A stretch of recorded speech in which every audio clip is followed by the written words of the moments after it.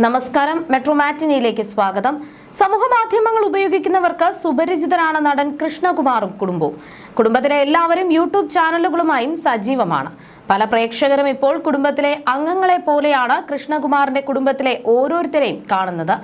ഇതിൽ social media ലോകത്ത് തന്റേതായ ഇടം കണ്ടെത്തിയ ആളാണ് കൃഷ്ണകുമാറിന്റെ ഭാര്യ സിന്ധു കൃഷ്ണ. ഇപ്പോഴിതാ ഒരു ദുഃഖവാർത്തയാണ് പുറത്തുവരുന്നത്. സിന്ധു കൃഷ്ണയുടെ പിതാവ് എസ് രംഗനാഥൻ അന്തരിച്ചു. കൊച്ചുമക്കളാണ് പ്രിയപ്പെട്ട അപ്പൂപ്പന്റെ മരണവാർത്ത സോഷ്യൽ മീഡിയ വഴി പുറത്തുവിട്ടത്.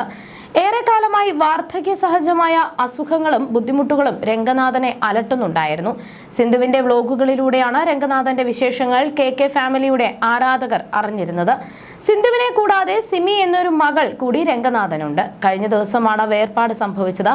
സിമിയുടെ മൂത്ത മകൾ തൻവി സുധീർ ഘോഷാണ് ആദ്യം ചരമം അറിയിച്ചെത്തിയത്. കാനഡയിൽ കുടുംബസമേതം സെറ്റിൽഡാണ് തൻവി. പൂർണ്ണ ഗർഭിണിയായതിനാൽ മരണാനന്തര ചടങ്ങുകളിൽ പങ്കെടുക്കാൻ തൻവിക്ക് സാധിക്കില്ല. ഏറെ പ്രിയപ്പെട്ട വ്യക്തിയെ അവസാനമായി കാണാൻ കഴിയുന്നില്ലല്ലോ എന്ന വേദനയും തൻവി പങ്കുവച്ചു.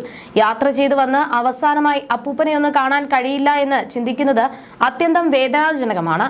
എന്റെ ജീവിതത്തിലെ ഏറ്റവും പ്രയാസകരമായ കാലഘട്ടമാണിത്. എന്റെ മാതൃത്വ അവധിക്കാലത്ത് നിങ്ങൾക്കൊപ്പം സമയം ചെലവഴിക്കാമെന്ന് നൽകിയ വാഗ്ദാനം പാലിക്കാനാകാതെ പോകുന്നതിന്റെ വേദന എന്നെ മുഴുവൻ കീഴടക്കുന്നു. അപ്പൂപ്പൻ എപ്പോഴും എനിക്കായി ഉണ്ടായിരുന്നു. പക്ഷെ അവസാന നിമിഷങ്ങളിൽ അപ്പൂപ്പന്റെ അടുത്തുണ്ടാകാൻ എനിക്ക് കഴിയുന്നില്ല. അപ്പൂപ്പൻ എപ്പോഴും എന്റെ മനസ്സിലുണ്ടാകും എന്നാണ് തൻവി കുറിച്ചത്. സിന്ധു കൃഷ്ണയുടെ രണ്ടാമത്തെ മകൾ ദിയയും മരണവാർത്ത സ്ഥിരീകരിച്ച് പോസ്റ്റ് പങ്കുവച്ചിരുന്നു. സിന്ധുവും കൃഷ്ണകുമാറുമാണ് രംഗനാഥന്റെയും ഭാര്യയുടെയും എല്ലാ കാര്യങ്ങളും നോക്കിയിരുന്നതും സംരക്ഷിച്ചിരുന്നതും. കഴിഞ്ഞ കുറച്ചു മാസങ്ങളായി ശാരീരിക അവശതകൾ രംഗനാഥനെ വല്ലാതെ അലട്ടിയിരുന്നു. അതിനാൽ തന്നെ ഭൂരിഭാഗം സമയങ്ങളിലും എന്തിന് ഇക്കഴിഞ്ഞ ഓണത്തിന് പോലും സിന്ധു അച്ഛനുമായി ആശുപത്രിയിലായിരുന്നു.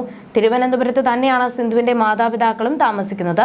ഏറെക്കാലം രംഗനാഥൻ മസ്കറ്റിലായിരുന്നു ജോലി ചെയ്തിരുന്നത്. മക്കൾ വിവാഹിതരായി സെറ്റിലായി എന്ന് തോന്നിയ ശേഷമാണ് വിദേശത്തെ ജീവിതം അവസാനിപ്പിച്ച് രംഗനാഥനും ഭാര്യയും നാട്ടിൽ സ്ഥിരതാമസം തുടങ്ങിയത്. അച്ഛന്റെ ആരോഗ്യ പ്രശ്നങ്ങളെക്കുറിച്ചും തുടർച്ചയായ ആശുപത്രി സന്ദർശനങ്ങളെക്കുറിച്ചും അടുത്തിടെ ഒരു വ്ലോഗിൽ സിന്ധു സംസാരിച്ചിരുന്നു. വാർദ്ധക്യം വളരെ ബുദ്ധിമുട്ടേറിയ വേദന നൽകുന്ന ഒന്നാണ്. പണ്ട് ഡാഡി വളരെ സ്ട്രോങ് ആയ മനുഷ്യനായിരുന്നു, ആക്റ്റീവായിരുന്നു, ഒരുപാട് എനർജി ഉണ്ടായിരുന്നു. മസ്കറ്റിൽ പാക്കിംഗ് ആൻഡ് ഫോർവേഡിംഗ് ബിസിനസ് ആയിരുന്നു ഡാഡിക്ക്. എപ്പോഴും ആക്റ്റീവായി നടക്കുന്ന ഡാഡിയെ മാത്രമേ ഞാൻ കണ്ടിട്ടുള്ളൂ. ഭാരമെടുക്കാനൊന്നും ഒരു ബുദ്ധിമുട്ടും ഉണ്ടായിരുന്നില്ല. ആ ഡാഡിയെ ഇപ്പോൾ അവശനായി കാണേണ്ടി വരുമ്പോൾ വിഷമം തോന്നുന്നു. ആരെങ്കിലും എപ്പോഴും ഒപ്പമുണ്ടാകണം. സ്ട്രോക്ക് വന്നതുകൊണ്ട് ബാലൻസ് പോകും. സർജറി ചെയ്തിരുന്നു, അതുകൊണ്ട് സ്വന്തമായി താടി ഷേവ് ചെയ്യാൻ പോലും കഴിയില്ല എന്നാണ് അടുത്തിടെ അച്ഛനെ കുറിച്ച് സംസാരിക്കവേ സിന്ധു പറഞ്ഞത്. 2 പെൺമക്കളാണ് എന്നതുകൊണ്ട് തന്നെ കൃഷ്ണകുമാറിനെ മൂത്ത മകനായാണ് രംഗനാഥൻ കണ്ടിരുന്നതും സ്നേഹിച്ചിരുന്നതും. എല്ലാ തിരക്കുകൾക്കിടയിലും മാതാപിതാക്കൾക്ക് സുഖമില്ലെന്നറിഞ്ഞാൽ സിന്ധുവും കൃഷ്ണകുമാറും ഓടിയെത്തും. എല്ലാ ആഘോഷങ്ങളിലും മാതാപിതാക്കളെ പങ്കെടുപ്പിക്കാൻ സിന്ധു കൃഷ്ണ ശ്രദ്ധിക്കാറുണ്ട്. തൻവി പ്രായപൂർത്തിയാകും വരെ സിന്ധുവിന്റെ മാതാപിതാക്കളുടെ സംരക്ഷണത്തിലായിരുന്നു. അതിനാൽ അമ്മ സിമിയോട് ഉള്ളതിനേക്കാൾ അടുപ്പം തൻവിക്ക് അപ്പൂപ്പനോടാണ്.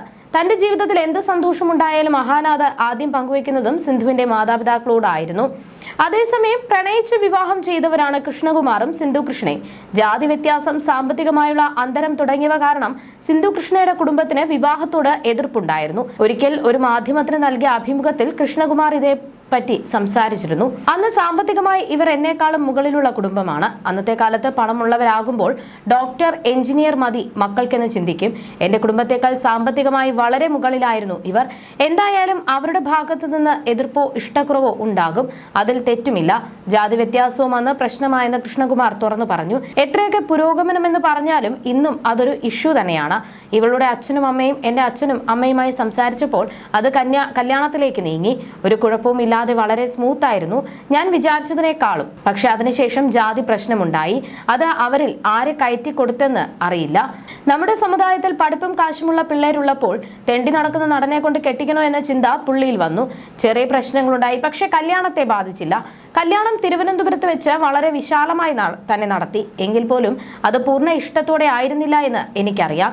പക്ഷെ കുറ്റപ്പെടുത്തുന്നത് ശരിയല്ല എന്ന് അന്നേ എനിക്കറിയാം. അവർക്ക് നമ്മളെ കൊണ്ടും ആവശ്യമില്ല, നമുക്ക് അവരെ കൊണ്ടും ആവശ്യമില്ല എന്ന് തോന്നിച്ചു. അവർ അവരുടെ രീതിയിൽ പോയി. എന്നാൽ വീട്ടിൽ എന്തെങ്കിലും ഫംഗ്ഷൻ ഉണ്ടെങ്കിൽ വരും. പക്ഷെ ഇഷ്ടക്കുറവുണ്ട്, അതിപ്പോഴുമുണ്ട്. എന്നേക്കാൾ വേദന ഇവൾക്കായിരിക്കും. ഇവൾക്ക് എപ്പോൾ വേണമെങ്കിലും വീട്ടിൽ പോകാം. അതിലൊന്നും എനിക്ക് യാതൊരു പ്രശ്നവുമില്ല. ഞാൻ അവരുമായി ഇടപഴകിയിട്ടുണ്ട്. എങ്കിൽ പോലും അവസാനം ഒരു പ്രശ്നമുണ്ടാകും. ഞങ്ങൾക്ക് 4 മക്കളുണ്ട്. അവരിപ്പോൾ ഞങ്ങളുടെ വീട്ടിൽ നിന്നും വെറും 4 കിലോമീറ്റർ ദൂരെയാണ് താമസിക്കുന്നത്. ഈ കൊച്ചുമക്കളുമായി എത്ര സുഖകരമായ ജീവിതം അവർക്കുണ്ടാകും? 2 കൂട്ടർക്കും നഷ്ടമാണ്. ഐക്യമത്യം മഹാബലം എന്ന് പറയുന്നത് സത്യമാണ്. പക്ഷെ 2 കൂട്ടർക്കും വാശിയുണ്ടെന്നും അന്ന് കൃഷ്ണകുമാർ പറഞ്ഞിരുന്നു.